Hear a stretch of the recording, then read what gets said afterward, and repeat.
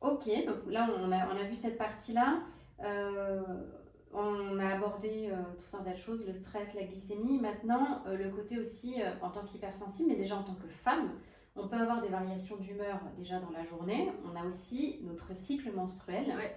Donc quand on a une hypersensibilité, on sait que ça peut être aussi un peu plus intense. Après, si on a aussi des pathologies autres, endométriose, ça aussi ça joue. L'inflammation forcément, mais quels conseils tu peux leur donner pour avoir un cycle menstruel et le côté hormonal qui soit au mieux régulé et que ce soit plus confortable.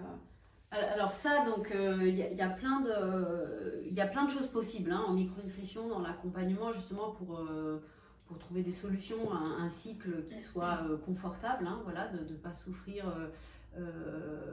C'est le syndrome prémenstruel, hein, la fameuse semaine avant les règles où on peut avoir une baisse d'humeur, une déprime. Il y a des femmes chez qui c'est vraiment très très fort. Donc ça, on peut vraiment vraiment agir hein, en micronutrition là-dessus. Sur les questions de règles douloureuses aussi, il y a des leviers. Quand les cycles sont soit trop courts, trop longs, bon, alors il faut chercher un petit peu, mais en tout cas, on bosse là-dessus, ça c'est clair. Et puis, moi j'aime bien aussi parler des variations hormonales de la périménopause. Tout le monde sait que la ménopause est à 50 ans et que les femmes ont des bouffées de chaleur. Bon, Les clichés. voilà, en réalité, la ménopause, elle se fait pas comme ça du jour au lendemain. Et il y a des variations hormonales qui peuvent être fortes et ressenties fortement. Bien avant. Voilà, bien avant, jusqu'à 10 ans avant. Hein. Donc 50 ans, c'est l'âge moyen. Mais ça veut dire que si on est ménopausé à 45, on peut, dès l'âge de 35 ans, potentiellement ressentir voilà, des effets. Donc après, c'est important de dire quand même qu'il y a des femmes qui traversent la ménopause sans désagréments ou très peu. Donc je voulais qu'on se le dise pour pas non plus avoir un discours alarmiste.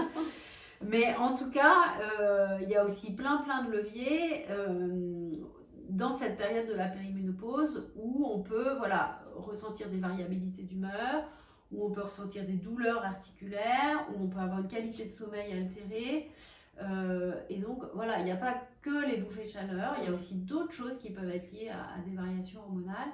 Et donc ça, il y a des leviers avec la micronutrition. Et je dirais que moi, je prends plaisir à accompagner sur ces problématiques-là. Et du coup aussi à réfléchir, en tout cas à accompagner la réflexion de mes clientes sur le choix de la contraception et ou d'un éventuel traitement hormonal. Ouais. Voilà.